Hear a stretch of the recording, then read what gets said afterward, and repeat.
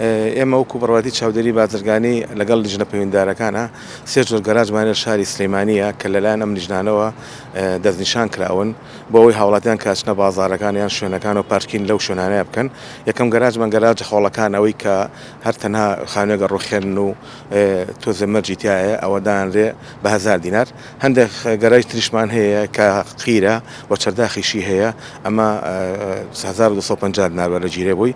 ئەو گەراجە دفنەکانیشمان هەیە وەکو مۆڵە گەورەکان ئەمانە هەمووی 1500 ناوەرە گیرێ بۆ یەک تایم.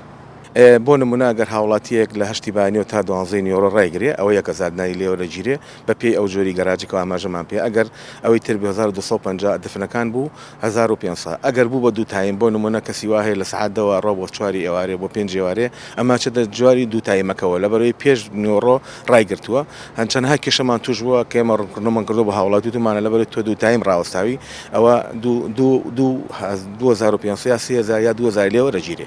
ئەوکو لیژنەکانی چاودێری بازرگانی و لەگەڵ لیژنە بەشەکانیشە کە نوێنەرمان لەوێ هەیە چەندەها ڕۆژ هەیە کە ئێمە سەیان سکاڵای هاوڵاتیە یان کە لیژنەکانمانژن سیرەکەن ئەو مەرجانیانتیانە یان بۆ نمونەکو ئاماژەم پێ هاوڵاتێکە چێتە شوێنەکەەوە لە بڕی ئەو پارەی زیایی خۆی لێوەرە گیرێ ئەوە ئێمە فسڵی سەرپێچی بۆکەن و ئاماژەم پێ لە 2500 دینار بۆ 500 دینار هەتا داخستن غرامی و شوێنە ناکرێت.